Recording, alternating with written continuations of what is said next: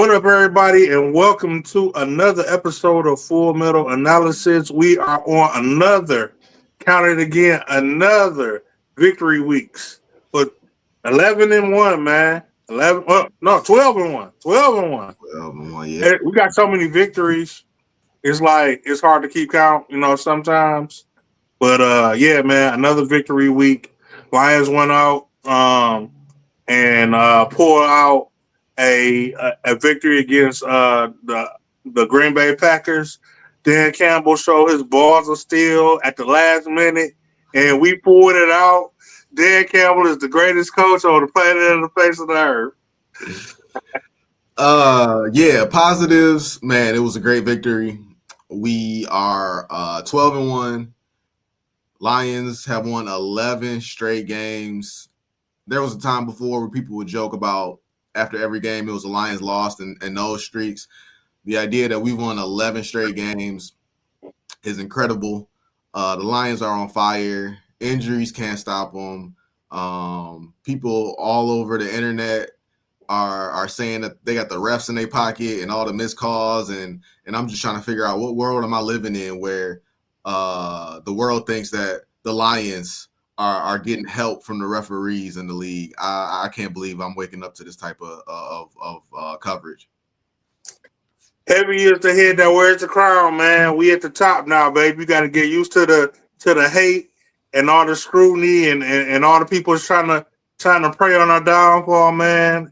It's hard being at the top. Yeah, man. Coming out of that game, I am glad that we got 10 days off. We need the 10 days off. We got plenty of players on the injury list. We got a lot of guys on IR, so they won't be back. But it's a lot of guys that were questionable going into that game. So hopefully they could heal up and get back out on the field. Speaking of that game, man, what are your takeaways and what did you like about the game, man? What I liked about the game was that going into the game, it was a lot of hesitation concerning the injuries, and rightfully so. I had the game. I thought it might be a more of a blowout style game, but I think you had what was your prediction? I think your prediction was like 34-35, wasn't it? It was like 34-28. Yeah. So yeah, you was right there with the Lions, and just a field goal down on Green Bay. In my heart, man, I don't feel like it should have been that close. I could talk about the things I didn't like from the game, but the things that I did like from the game, I like David Montgomery. He didn't have a big game, but his running style seemed to get back on track. Jahmyr Gibbs, of course, showed up. J-Mo led all receivers in the game with 8 targets and 5 catches and 80 yards. So that was good to see. And I thought that despite all the injuries, and despite popular opinion, I thought the defense played well.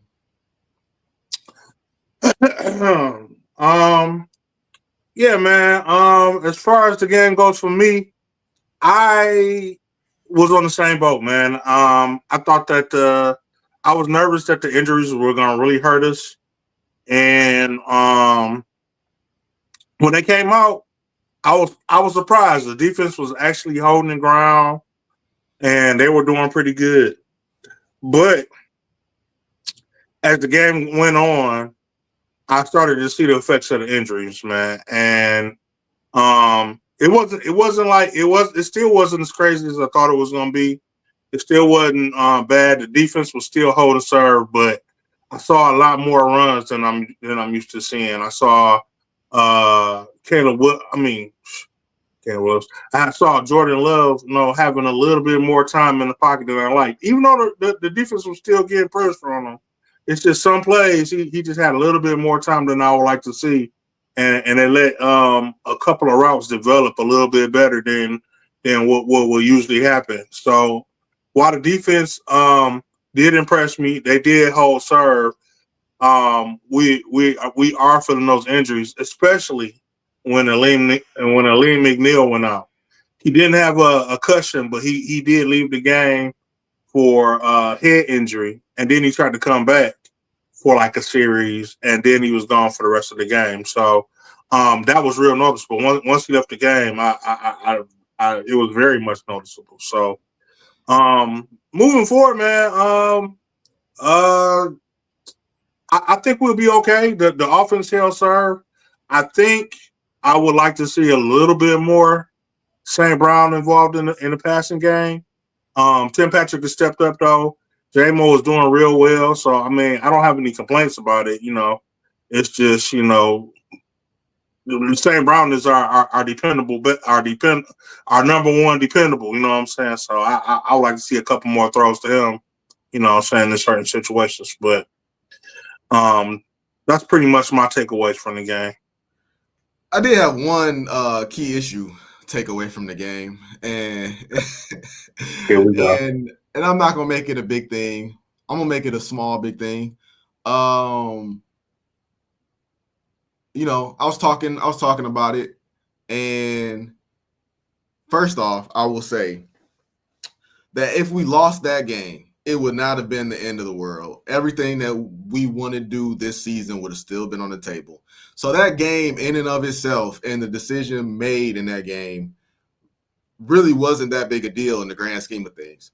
My thing is I'm a forward thinker. I like to look long term, and I'll never know this unless the moment comes, and I hope it doesn't come. Oh my God, I hope it does not come.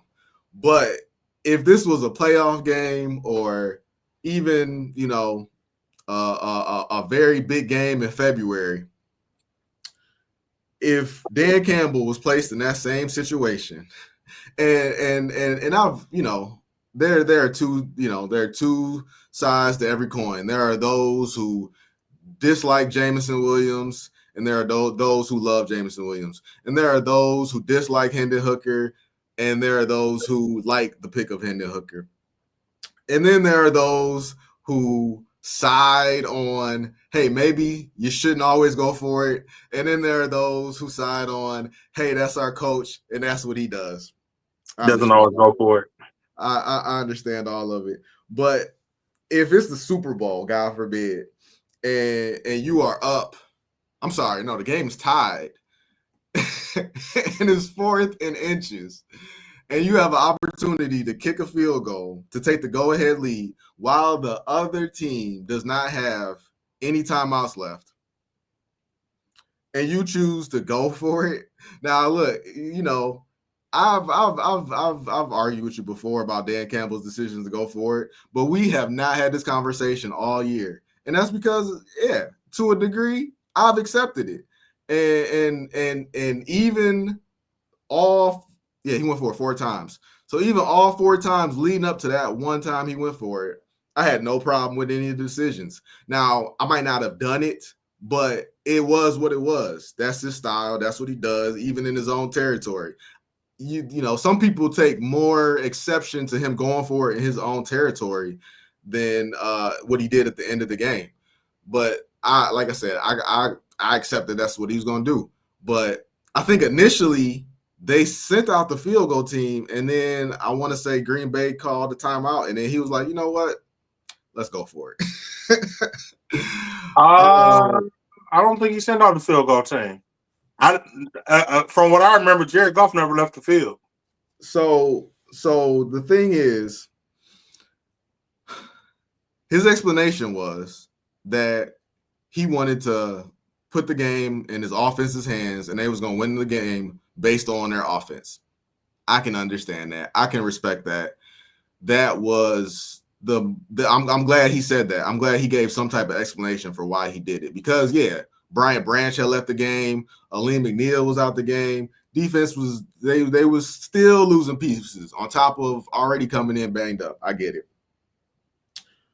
But when I look at the risk reward between going for it or kicking the field goal and giving the ball back to Green Bay with 30 seconds, no timeouts, and they got to go about 40 yards in 30 seconds, minimum 40 yards.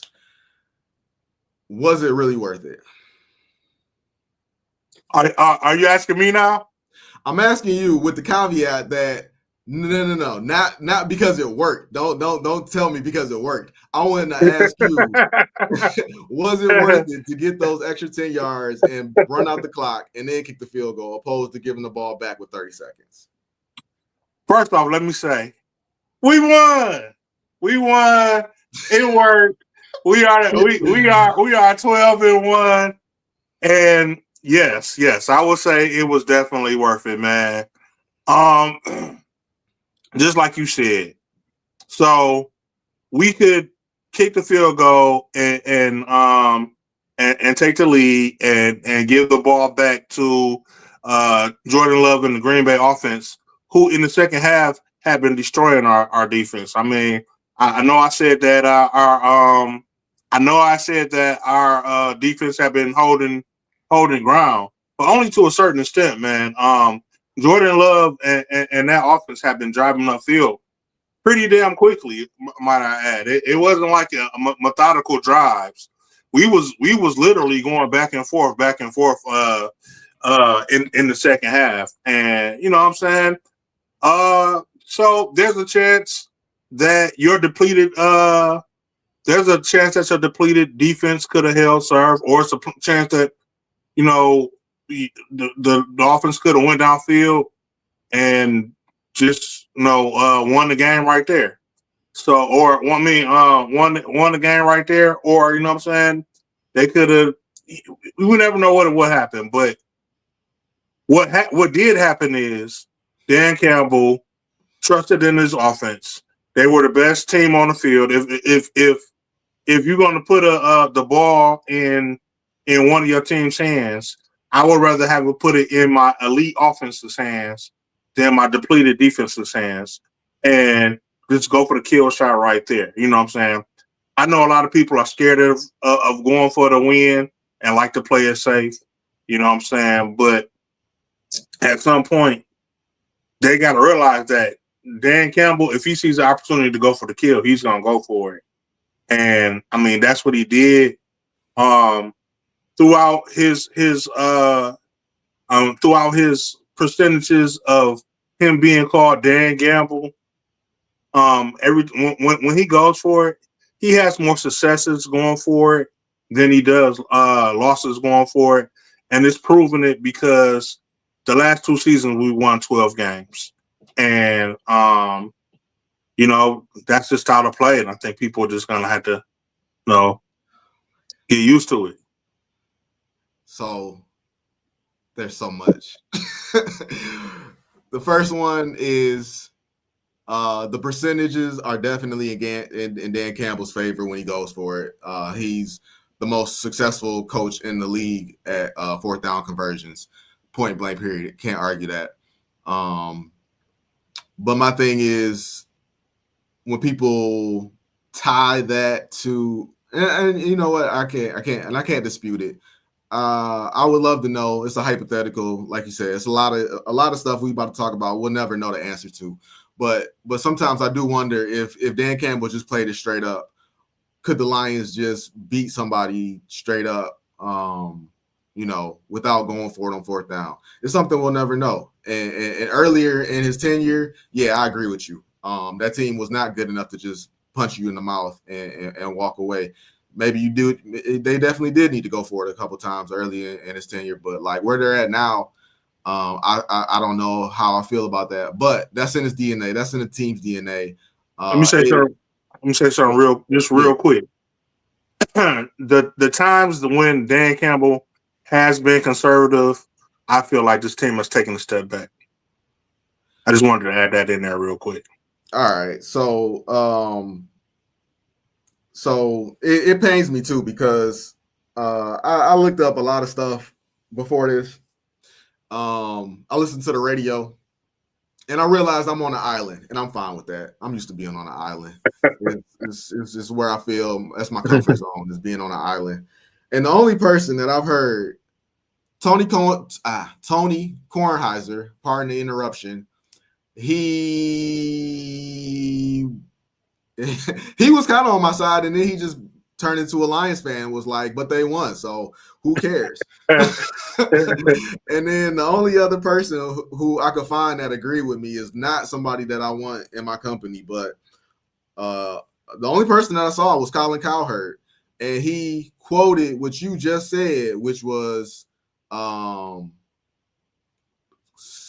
can't remember what you said. You just said it, but it was something. When the team has been conservative, No, team, not that part. Oh, it was where you said playing, instead of playing it safe. ... Instead of playing the safe, they went for the kill. They went for the win. Okay, yeah. Colin Cowherd said that decision, the decision to kick the field goal on 4th and inches, was not playing it safe. It was playing it reasonable. And unfortunately, I got to 100% agree with that, because if you look at it, worst case scenario. So we'll make that Jake Bates makes the field goal a given. We'll say that is a given because he did make it, and we'll just establish that that's a given. So Jake Bates makes the given. He makes the field goal. You give the ball to Green Bay. Worst case scenario is Green Bay goes downfield, scores a touchdown, which is possible, right, but there's a slim chance of that. More than likely, they play for the field goal, they play for overtime, and they play to get in the field goal position because they didn't have any timeouts, and they would have had to go 70 yards downfield with 30 seconds in the game. You're going to be in prevent defense. They're not going to score a touchdown. So if anything, they get into field goal position, and they kick the field goal. Now, again, they have to make that field goal, but if they do, it goes into overtime.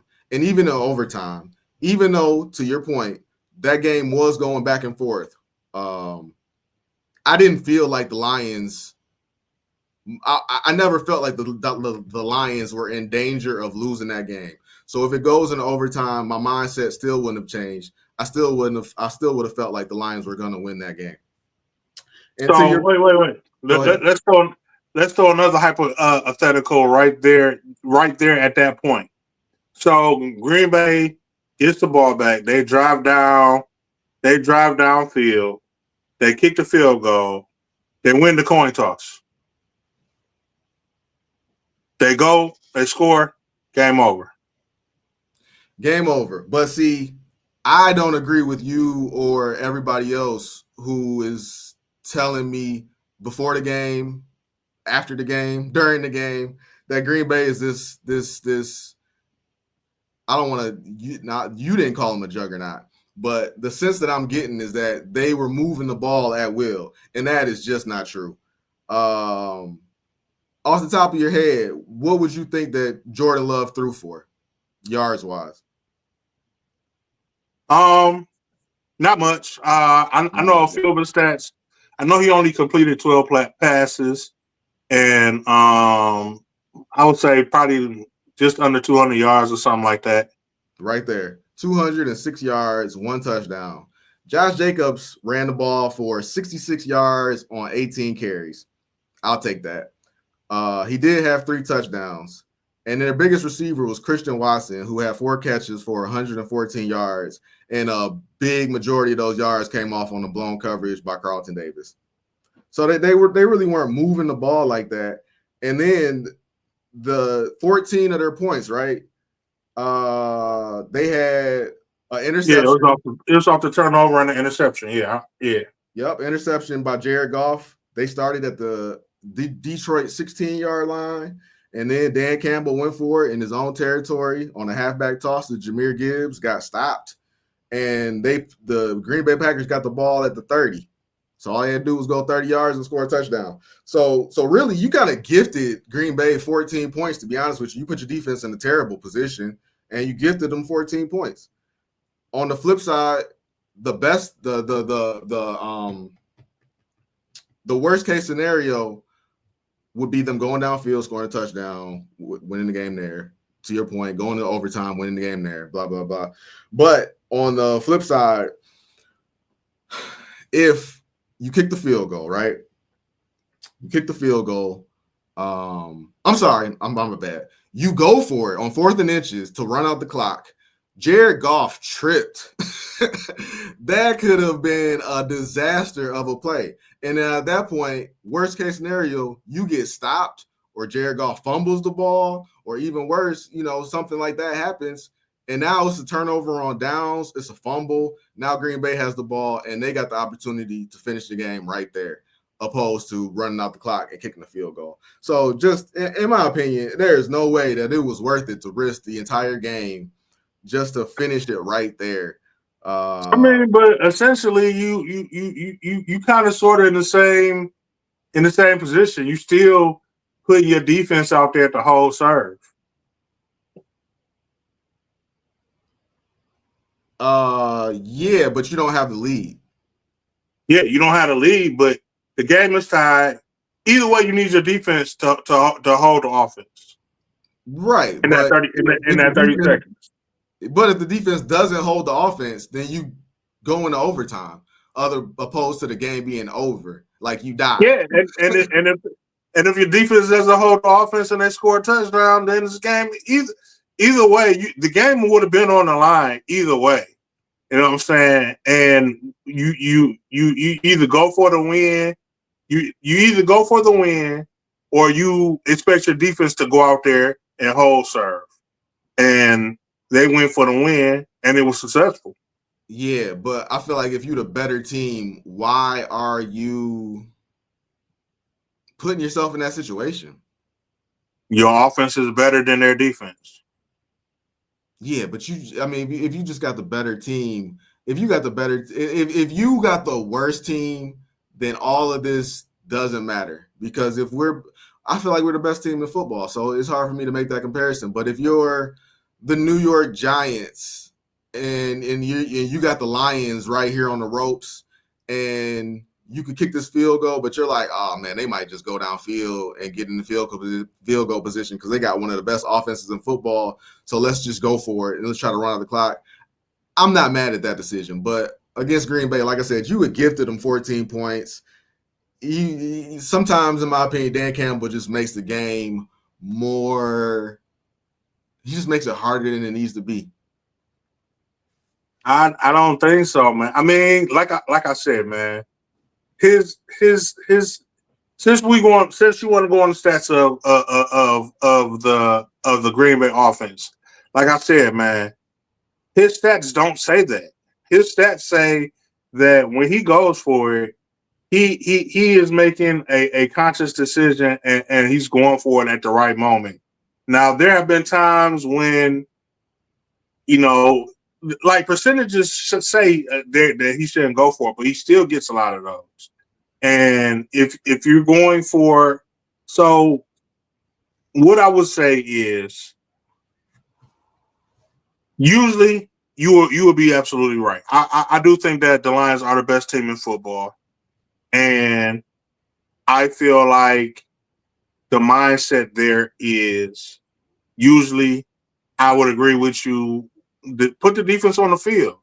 They're going to hold it down. They've been your backbone when the offense is not doing what it's supposed to do. Um, they've been holding it down. But this game, you've essentially got 16 players out from defense. 17 if you count Taylor Decker, but 16 of your players on defense was out of the game. And if I had to put the game on the line, betting on my offense or my defense in this game, I'm going to put it on my offense. I get it. But where you lose me at is when you said, if I got to put this game on the line. You don't have to put this game on the line. You don't have to. That's my whole point. The game, the game, you just play the game. Like let's like me and you sitting there playing the game, and I'm like, hey, let's put our whole bank account on this game. And you like why? And you're like, I don't know, let's just do it. Because it's gonna determine who's the real winner, because we got everything on the line right here. It's like, yeah, we could do that, or we could just play the game. No, I mean, that's not a good example because in that scenario, you, like there was a path to lose that game either way. You know what I'm There's saying? always a path to lose the game. Right, but you're going for the win. It's like the odds only changed slightly. There was a path to lose the game by going for it. But it's similar to the path to winning. I mean, Right, it it's is, but it's slightly, to use your slightly, word, it's slightly yeah, safer, slightly, or to use Colin Cowherd's words, it's slightly more reasonable to just kick the field goal right there. yeah, yeah, maybe so, maybe so. But you know what? I'm not. I've told you this before, and I keep saying it, man. I'm not mad with the decision to go for the kill, man. If you want to go for the win right then and there, you know what I'm saying? Let's do it. You know what I'm saying? Why put the game? Why stretch the game out when we can just go win it right here? I mean, there have been teams. Baltimore does it all the time. They go for the safe play and they lose games. It was another team that did it this year. Uh, Damn, who was that? It was an AFC team. They should have went for the. I think it was Tampa Bay. They should have went for the. They should have went for the win, and they didn't. You know what I'm saying? I'm not mad at the decision to go for the win. Look, you went for the kill. You went for the win right there in that moment, and it worked. You know what I'm saying? A lot of the times, it works. You won the game. You know what I'm saying? So from that standpoint, I'm not mad at it. You know what I'm saying? Like you said, if you didn't win, there was a slight chance that you put yourself in a worse situation, but not by that much. Hey man, I know I'm on an island, and for what it's worth, the Lions Nation agrees with you, and that's cool. And I'm glad we won the game.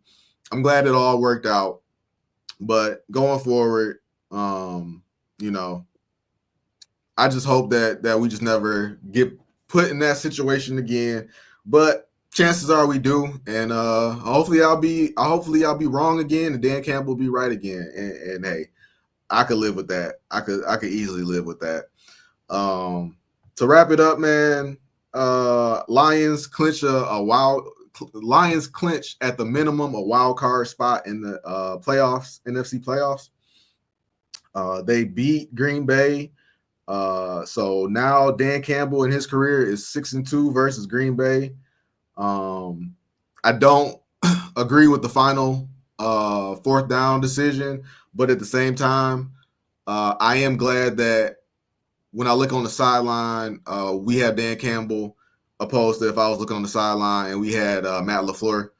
Like Matt LaFleur, like Matt LaFleur, I get the visual of the coach and Waterboy when he would see Mm. when he would see red on the other side of the field. And all his plays would go out of his mind, and he didn't know what to do out there. Like that's how, if I was a Green Bay Packers fan, that's how I would feel about Matt LaFleur. So Dan Campbell, What's the matter, boy? You just stupid to play football? Dan Campbell 6-2 versus Green Bay, and one more fun stat that I had. The Lions are on pace. They're on pace. They're on pace. You know, they could lose one, but can you take a guess who the last team? It's not even possible because we got 17 games now. But can you guess who the last team to go 15-1 was in the NFL? I'll give you a hint. They had a player on their team that was near and dear to your heart. I was gonna say the Patriots because that was that season they had Randy Moss, right? More recent than that. The Chiefs? Nope. Player near and dear to your heart, quarterback. That's playing right now? No, he retired about 2 years ago. Last play for the Patriots, if I'm not mistaken. The last pay for the Patriots. He last played for the Patriots. He didn't play on the Patriots when they went 15-1 though. Hmm. Damn, you got me stuck. I like the player that played for the Patriots. Love the player. He didn't play for the Patriots. This is the farewell tour play for the Patriots. Well, one more hint. Yeah. They got destroyed by the Denver Broncos in the Super Bowl.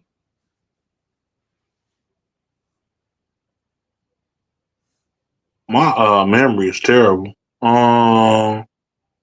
Play for the Patriots. Man, I can't get it. This who? The 2015 Carolina Panthers.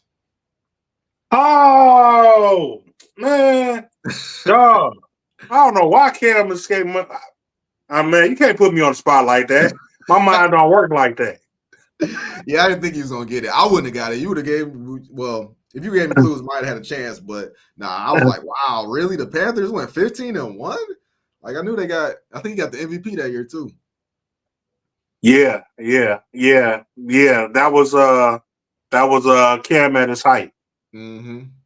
And then yeah, they ran into a buzzsaw in the Denver Broncos. Peyton Manning Yeah, ain't man. do nothing. Yeah, man. It's a shame. It's a shame how Carolina never protects their quarterbacks. All right, man. You got anything else on this game? The last thing I will say is to the small thing. If I did have a problem with any a slight problem with any fourth down one, like you said, it would have been that one they did in their own side of the field. But even that one, I saw a path to success. The only problem was that they called a toss play, and I feel like that play took. Whenever they call the toss plays, I don't know what it is, but for the Lions, toss plays don't work. They take way too long to develop, and by the time Jameer or Montgomery gets the ball, the defense has figured out where the ball is going. Just hand that thing off and let them charge up the field behind Panay Sewell. But other than that, man, I don't think I got too much out of that game. I love the energy of that game, man. It's a real rivalry game. The fans was into it, like you said. Matt LaFleur got into it with a couple of fans. They was in his head. He looked lost out there, like he didn't know what the hell was going on with the call. He threw a challenge flag on a clear first down. Thanks for the timeout. I mean, I don't know what was going on out there, but yeah, man, the times have flipped. Um, Green Bay used to bully us over and over and over for years, and so I used to hate Green. Well, I still hate Green Bay, but you know what I'm saying. The rivalry has flipped. We become the bully, and it's our time, man. So yeah, that's all I got for that game right now. All right, cool. Real quick, today, the college football playoff starts. I'm not Okay. exactly sure of the times of these games, but we could take a real quick look at what's going on and any thoughts we have. Yeah, Michigan in there, right? Maybe next year. Michigan is not in there, but Ohio State is, and they Oh, they are playing Tennessee. I don't know if that game is today. I don't know. I don't know the dates of these, but Ohio State's playing Tennessee in the first round. The winner of that gets to go against Oregon. Any thoughts on yeah, that? man. Yeah, man. I've been saying Tennessee's frauds all year long. Their quarterback is okay. I think he's kind of overhyped. I don't think he's the guy that everybody's making him out to be. And Tennessee has just been they've been winning they've been winning all year, but I don't know how much I trust that, man. I think that Ohio State is going to blow Tennessee out. Yeah, the last time Ohio State, I can't remember when it was. It was either It was either, I think it was 2 years ago, maybe. It was really recent though. It was no more than 3 years ago, but it was definitely in the past. I say the best last year or 2 years ago. But I think it was when Michigan lost to TCU, but in the playoffs. But anyway, Ohio State that year, whatever year I'm thinking of, Ohio State played Michigan and they lost that game because they've only lost to Michigan. Um, But when they got to the playoff, they backed into the playoff, and whoever they played, they should have won that game. And it was a real battle. I can't remember who they played, but it was a real battle, and they looked like Ohio State. So I kind of expect that to happen in this situation where against Michigan they look completely lost, but once they get away from Michigan, they go back to playing their style of football. And I know Tennessee's kind of been struggling as of late too. So I wouldn't be surprised to see Ohio State beat Tennessee. And I think blowout was too strong a word. I think they'll win comfortably. And then they go on to play Oregon, and I think we both think that they're going to lose to Oregon. Definitely. uh, can't not too much to say about this game. A lot of these games, honestly, I don't know a lot about these teams, but you got Penn State against Arizona State University.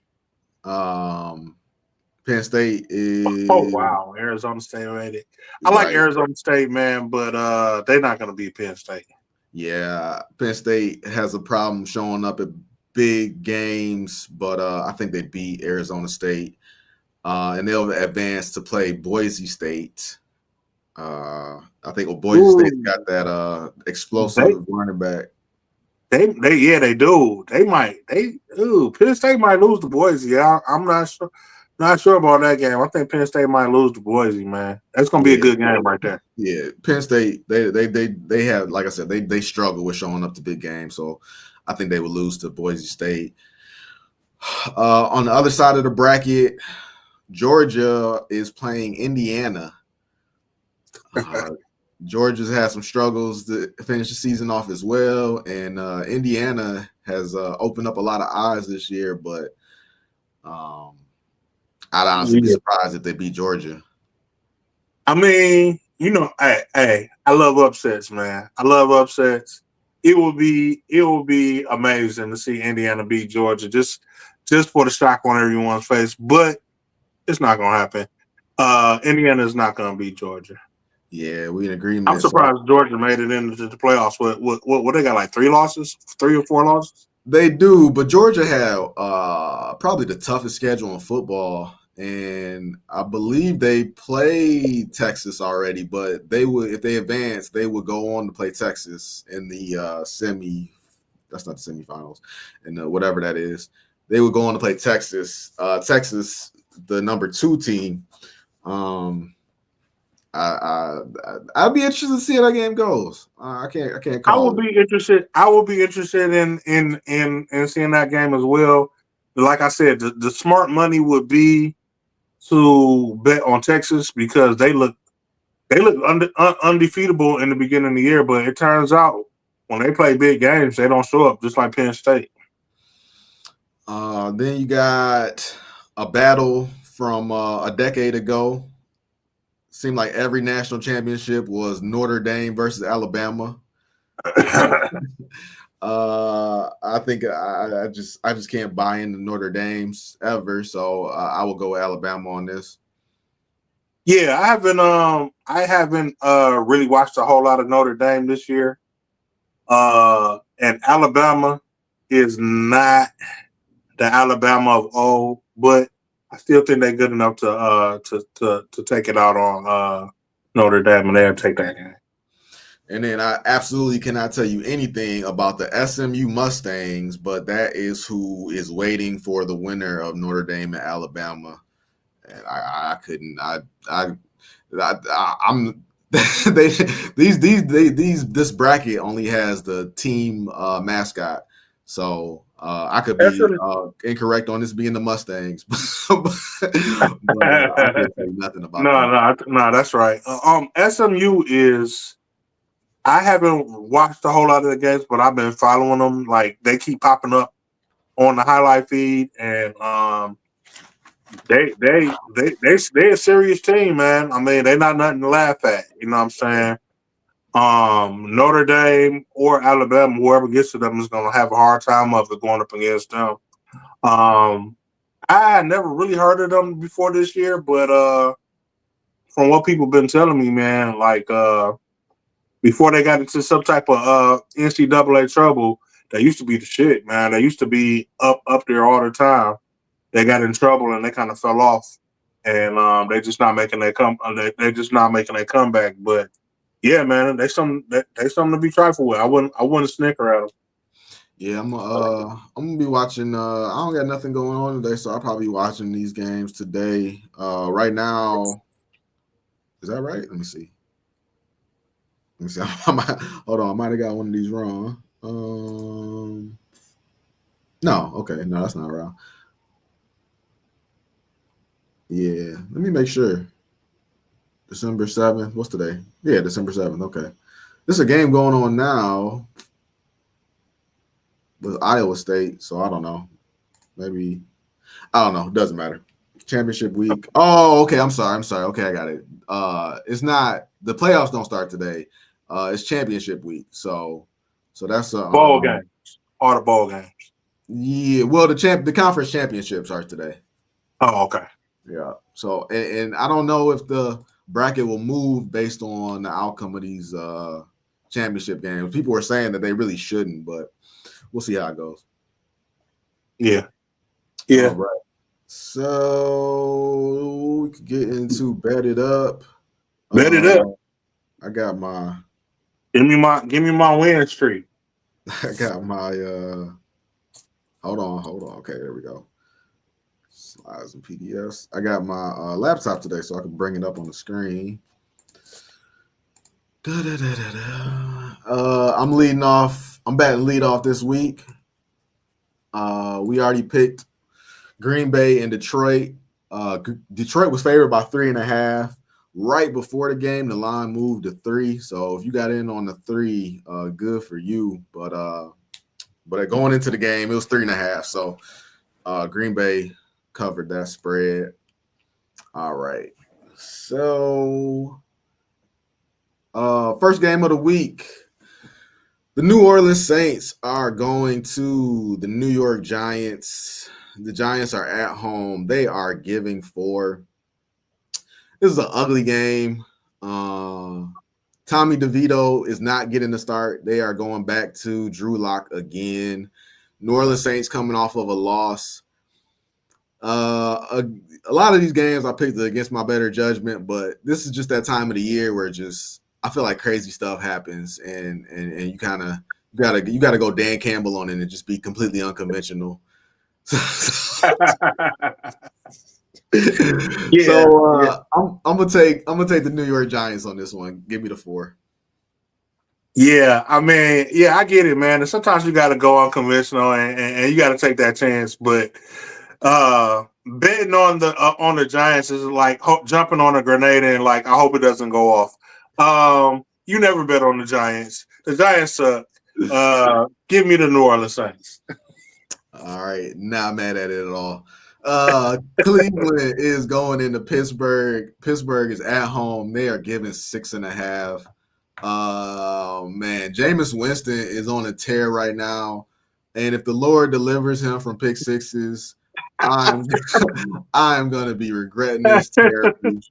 But I think the Lord is gonna put that in the queue line of things to get to, and I think Jameis continues to deal with his demons and pick sixes. So don't bet against Mike Tomlin. Give me Pittsburgh. So I'm on board with what you said the last game, man.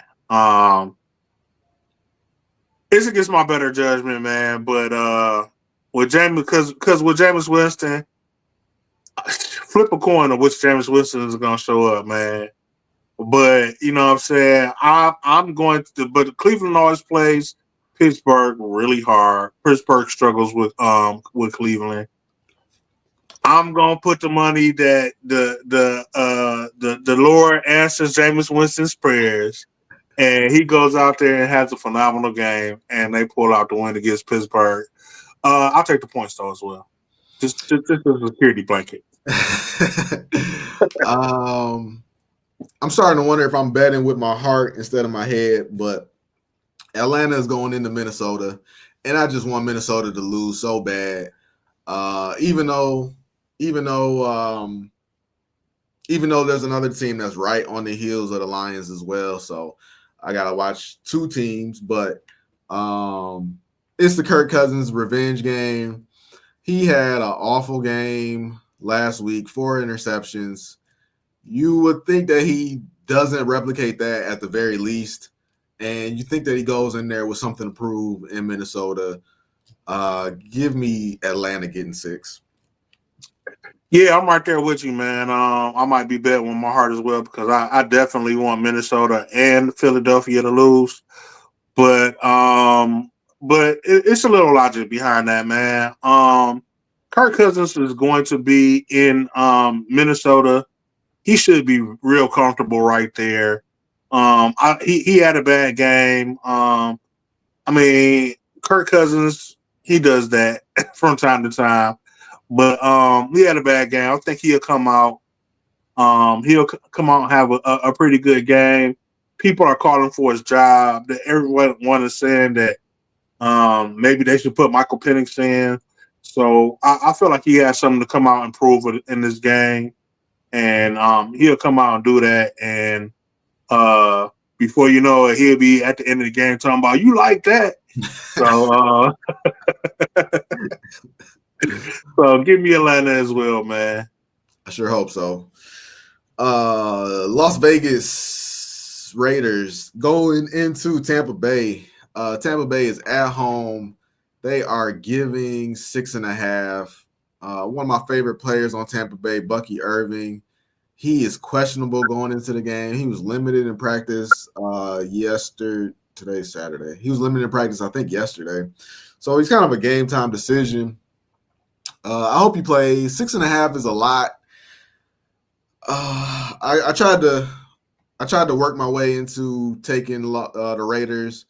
I was right there, but you know the Raiders' season is on the brink. I think they're probably mathematically eliminated from the playoffs already. So I just when I'm torn like this, it's just easier just to go with the safer bet, and that's Tampa Bay. Yeah, I think you're right. I think Las Vegas is out of it, but Tampa Bay, man, they lost they two leading receivers, uh, and they held on. I mean, they played pretty good without them, and now they got Mike Evans back.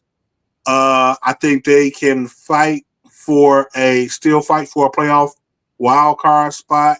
They definitely would have already had it if they hadn't lost both of their receivers in the middle of the season, and their defense is playing pretty good.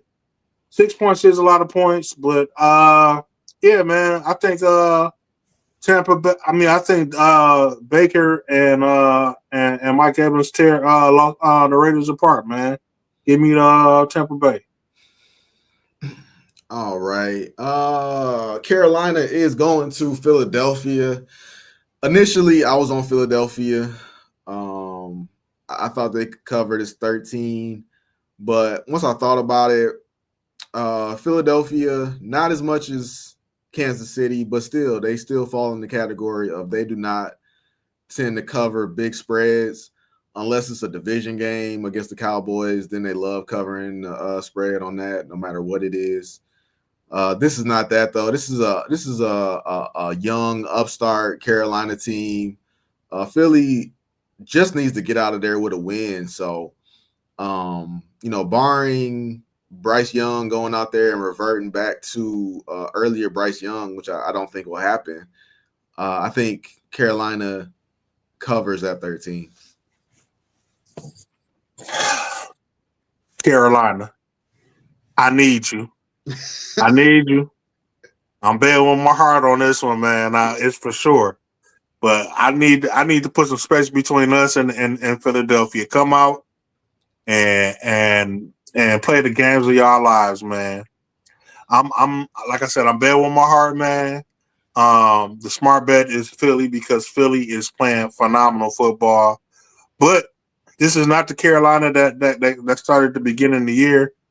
Carolina has been coming out, man, and they've actually been playing good football these last couple of weeks. They still haven't been winning, but they have been making a game out of almost every like the last four games. I want to say they've been right there, man, and they can stay in this game. They might be able to pull out the win. So give me Carolina. I think Carolina needs to invest their entire defense into stopping Saquon Barkley. Um, you know, hey, Yeah. no defensive back wants to be on the island with AJ Brown, but I don't think that Philadelphia. I think Philadelphia would do if you invest your whole defense into stopping Saquon Barkley, then I think Philadelphia would do just enough to get a nice lead and they'll coast from there. Now, if you try to play him straight up and you let Saquon, sneak, not sneak. If you let Saquon take a couple big gains, then he's on and you get him going, he's gonna have a hell of a day, and that's when the points are just gonna start piling on. So I hope they just focus all in on stopping Saquon Barkley. Let Hurst do what he does. Let Brown do what he does, but you got to stop Barkley. Hey, I'll take if going against the Philadelphia. I'll take the Hurts Brown connection all day. You know what I'm saying? I'd rather try to beat Hurts and Brown versus trying to beat Saquon Barkley any day, man. Saquon Barkley has revitalized that team, and without him, I think they're nowhere near the position that they're in right now. They will still have success with Brown, but not nearly as much. Jacksonville is going to Tennessee, and I don't know what's worse, this or the Saints and the Giants. Went back and forth on this. Trevor Lawrence out for the year. Tennessee is relatively healthy, so Tennessee at home. Give me Tennessee. Yeah, man. And this is weird because Jacksonville looks slightly better with your boy Mac Jones in there, but yeah, man, Jacksonville is awful, man. Tennessee is awful too, but they're not as bad as Jacksonville. So I'm with you. Give me Tennessee. All right. The New the New York Jets are still playing football, and and they are going to Miami. Miami is at home. They're giving 5.5. It's Miami.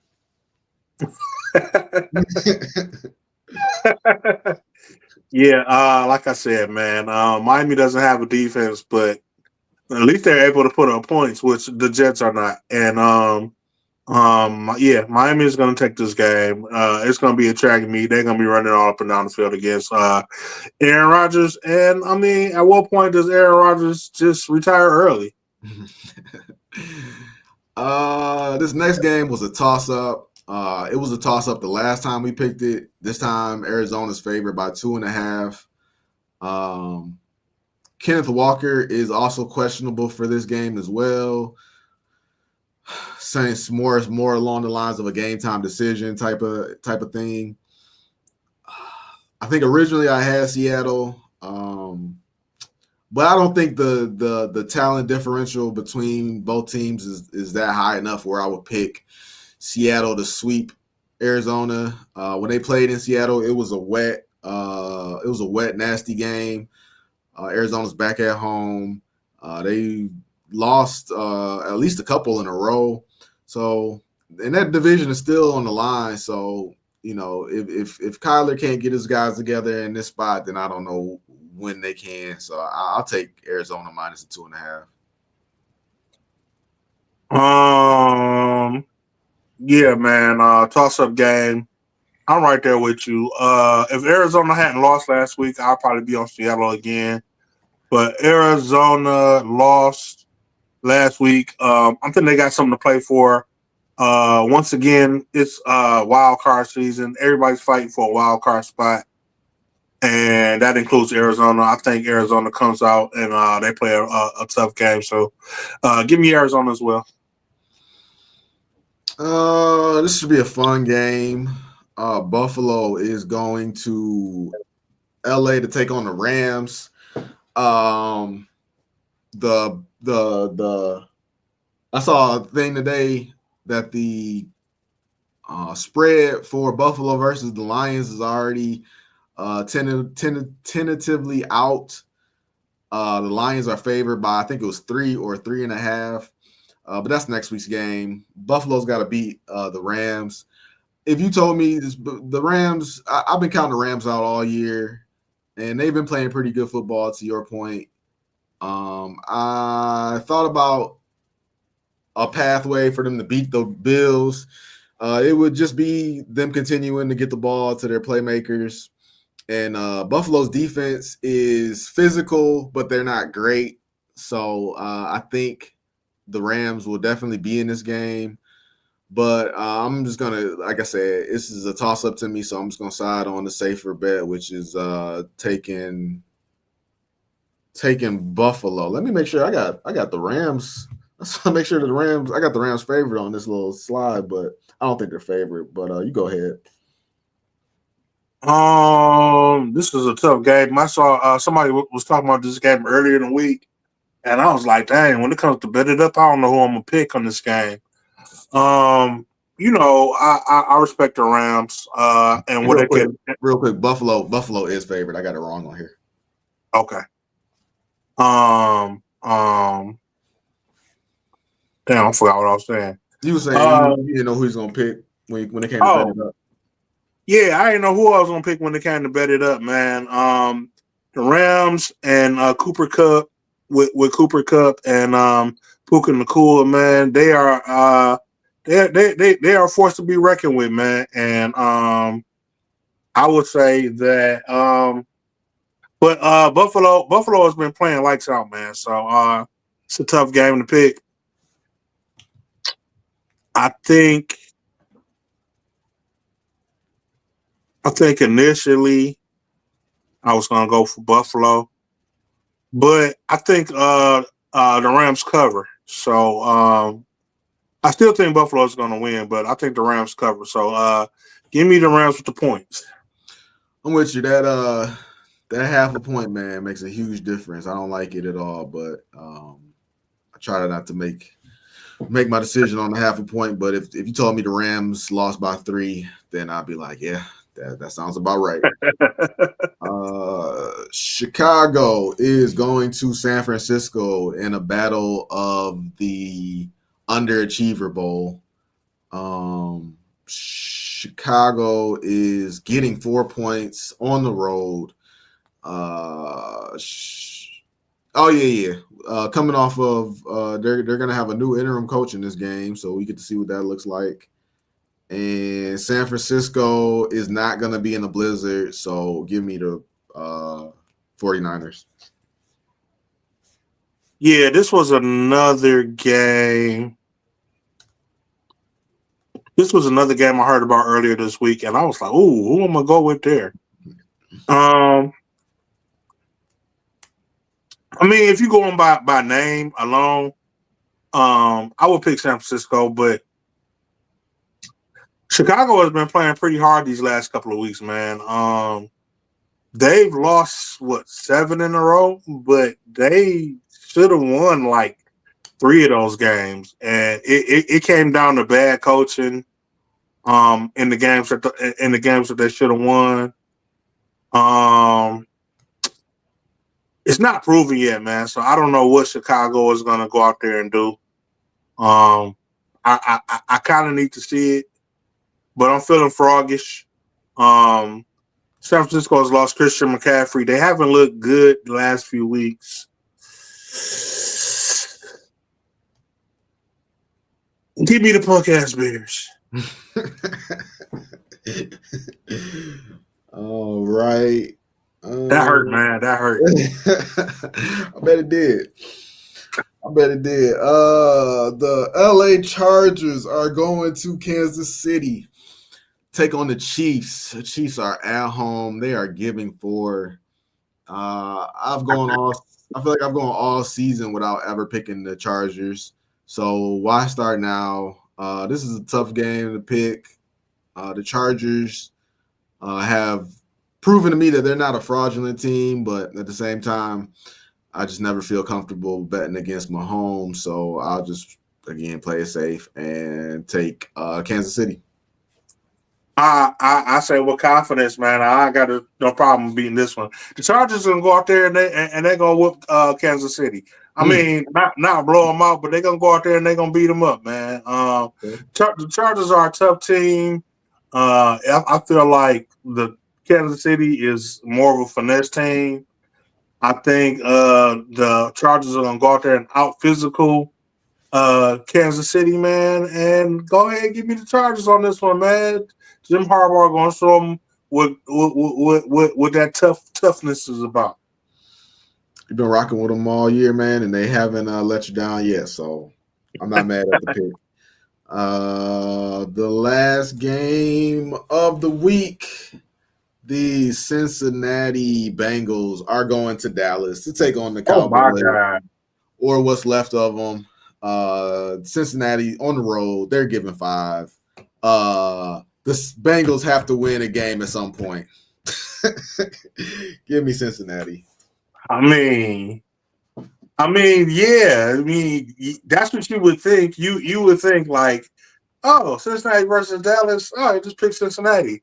But I mean, when do you start taking into account that Cincinnati just doesn't want to win?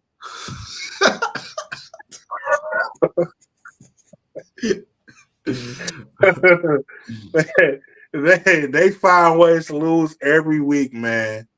But Dallas is enough of a screw up to make me go with. I have no faith in Cincinnati, but Dallas is enough of a screw up to make me go with Cincinnati again, man. Oh my God! But it once again, if you told me Cincinnati should have won this game, but at the end of the game they was like, "Oh, fuck it," I was like, "Yeah, I can see that. I can see that happening." But I'll take Cincinnati, man. Begrudgingly, I'll take Cincinnati. Yeah, man, it's just tough. It's tough. Dallas, I'm actually rooting for Dallas in this game. Not Dallas, but the running back Rico Dottle.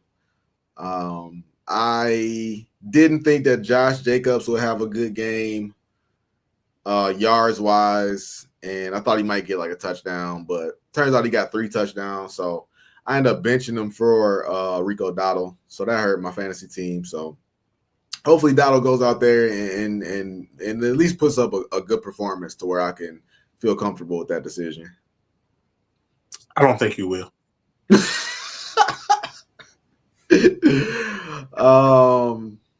Yeah, I'm not. I can't do much other than just root for him because I don't want to double down on that and take Dallas or nothing crazy like that. No, man. To your point, you always say it. Cincinnati defense is awful, and if anything, he might go out there and have a decent game, man. So I can't hate on him. Yeah, this game hasn't been flexed or removed from the Monday Night Football slot, so It you should know be. it should be, but they haven't done it, so maybe they know something we don't know. Dallas, I don't remember who Dallas beat last week, but was it Washington? No, I wasn't Washington. It was maybe Washington a week before that. It was a week before that, right? Yeah, it might have been. So I don't even know if they played last week, to be honest They with you. No, they did beat play the, because Rico Dowdle had they a good beat the, game last week. they beat the Giants, didn't they? Probably. Yeah, on Thanksgiving. That sounds right. Yeah, because why not? Yeah, So yeah, yeah, they they on beat a the 2 game Giants. win streak. So Cincinnati's on like I don't know what their losing streak is. So maybe Dallas goes out there and makes it a game. But yeah, I'm taking Cincinnati. Man, yeah, I'm Cincinnati, but at what point do you just be like, they're just? I mean, are they tanking? I mean, they're like, were they like, hey guys, we can go out there and we can get that third round pick this year? I don't get it, man. I don't get it. Yeah, I don't know. I don't even know. They just got. We know what it is, man. And They've invested so much money into their offense that they kind of just let their defense fall apart, which wasn't even great to begin with. But um, yeah, I and think they. look, and look, I don't even like Cincinnati, man. You I, don't. You definitely don't I'm like not a Joe fan of Burrow. Cincinnati, but I've been rooting for them all season. Because it's like, hey man, y'all just win the game. Like y'all are not this bad, so like You're stop right, lying to the people. right. Yes, Cincinnati is 4-8 on the season. They've lost Yeah, their last 3 games.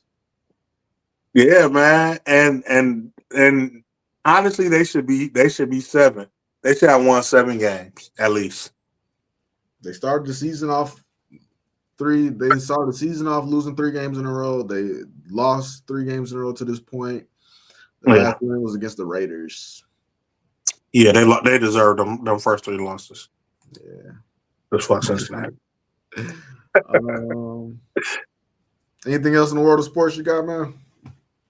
Uh, nah, man. I think that's all I got. Unless you got a quick update for the Pistons, have they won? They after the cup, have they won any games? No, they played one more game after that loss. They played the Boston Celtics in Boston. I don't think they led at any point during that game. Not off the top of my head, I don't think they did. But yeah, it was about 5 points short of a blowout. I think they ended up losing by 10 points at the end, but I know at one point they were down like 26-7. Um, it was Kay Cunningham had another good game, near triple double. He was he was tied for the leading scorer. Him and Tobias both had 26 or 27. I can't remember. But no, nothing new. They got the New York Knicks tonight, so I would expect that is another blowout. Let me see. NBA schedule. Let's see if they are here. Yeah, they are 7:30. They're in New York playing the Knicks. Knicks are hot right now, so people talk about, especially after you play Milwaukee, you got to go right after that. You got to leave and go on the road the very next day and play Boston. So you had no chance of winning that. But they're on like 3-4 days rest now, so maybe they could, make it a close game with New York. If they won, that would be huge. But I wouldn't be surprised at another blowout and get back on the horse next week. Well, they play. It seems like they played 3 teams in a row, which they really had little to no chance of beating, and you don't expect them to win those games. But what I would want to see out of those games is, the eye test. I would like to see them at least playing well. Give me something to say like, yeah, I didn't expect them to win those games, but they was out there playing. They was out there playing good basketball, and I can see them. If it had been any other team, they would have won that game. So, um, I hope that's what I hope that's what we get when we see them versus New York. Yeah, I'm gonna watch them tonight, and hopefully, like this is honestly, well, I shouldn't say that, but they just have a terrible December schedule. Um, they played Milwaukee in that cup game. They lost. They played the Celtics the very next day on the road. They lost. They play the Knicks tonight on the road. Knicks are a top 4 team in the East. And then after this game, they come back on the 12th on the road, back to Boston again. After that, they come back home and they play the Miami Heat and the Utah Jazz. So those are 2 winnable games right there.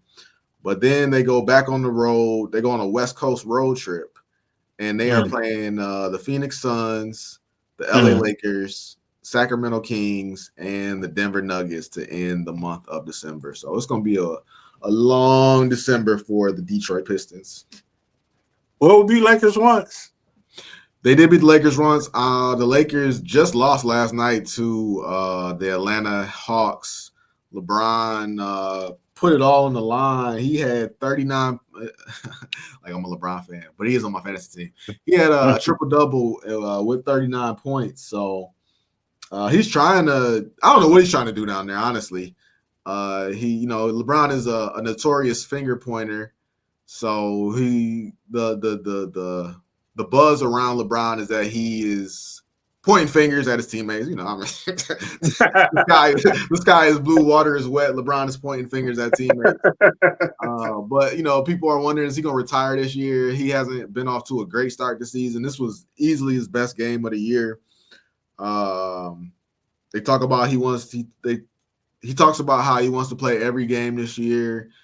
Going into the game, he was questionable with left foot soreness, but he played. So I don't know what's going on with the Lakers. I don't know. There's another team. Oh, the Pistons. Like there are teams mainly in the NBA. To your point, how the NBA has really just taken a deep dive down the wrong path. But there are many teams in the NBA where it's like, what are we doing? Like, what are we doing? Is this just a job where we show up to work and we punch in and we punch out and go home, or are we actually trying to win something? That's why the cup was so big, because it was one of the very few opportunities for the Pistons to actually win something. But the Lakers, basically placating to LeBron James and letting him do what he wants and bring in this coach and get this coach fired. And, the Anthony Davis thing worked out, but, there's been all types of stuff that they just letting this man do whatever. And it's like, are y'all trying to win, or are y'all just trying to make LeBron happy? I just trying to make LeBron happy, man. Hey, man, I wish we could post that meme you sent me of this is what basketball is now, man, because that shit had me cracking up. Like, yeah, that's it. Yeah, man. It is. It's everything when we talked about it. Everything you described about how there's no plays ran. It's just guys playing pickup ball, coming down court, throwing up a three, get backs. They coming down court, they shoot a three. It's no post play. It's just like they showing up to work. And I was thinking about the other day, like I could probably name one. I'll give them credit. Well, no, I shouldn't say that. But there are only a handful of players in the league right now who I could look at and be like, man, they love the game. And then there are on the equal hand, I could give you just the same amount of players who I'm like, this guy's just good at basketball and they pay him to do it. Right. So that's what he does. He showed up. I don't think that level has ever been as equal as it is now. If not, in the favor of guys who just do this for a living. Show up. They just show up. Yeah. They punch a clock. And that's what it is. Yep. You know what I'm saying? So, yeah, man. But other than that, man, I don't really have too much more. We'll check out the games this week. There's no Lions, so we can sit back, kick up our feet, and just laugh at other teams winning or losing. But we got 10 days off. Hopefully that gives the Lions some time to recover. We get some of these guys back, Levi Onwuzurike, Pascal, our defensive line. Some of these guys recover. And we will see the Buffalo Bills for another life crisis game. Everybody's going to be losing their minds. Will we beat the Bills? Buckle in, everybody. We got a tough schedule ahead of us. We got the Bills. We got another game with the Bears in Soldier Field, and we got a game with the Vikings, and a follow-up game with San Francisco. Hopefully you ain't paying all those games. We just waiting. We got our first seed and we just relaxing, waiting for the playoffs. But got a long road ahead of us, man. So be ready for it. We really just need 2 of the next 3 to clinch the number 1 seed, right? Yeah. And that's assuming that everybody else wins out. Yeah. If we really need to beat Green Bay. I mean, we need to beat the Vikings and the Bears, essentially. Yeah. You know what I'm saying? We beat the Vikings and the Bears because this AFC game, if we win, good, but it essentially means nothing. Oh yeah. This, Okay. So we got 4 games left, right? yeah, Okay. Okay. So yeah, we yeah. would need to win. At least 3 of the next. Yeah. And we would need Philly to lose in there, or we have to win 3 of the next 4. So, yeah, it's still a lot of football to be played, but we're in a great position. We're in a great position. I shouldn't say this Buffalo game means nothing because it will uh put a major hike in the MVP race. So, but other than that, man, we essentially need to come out and give it try to win at least two. Try you want to win all of them, but try to win at least 2 of the next 4. So, but with that said, man, I got nothing else. You know what I'm saying? Like I said, buckle in, go Lions.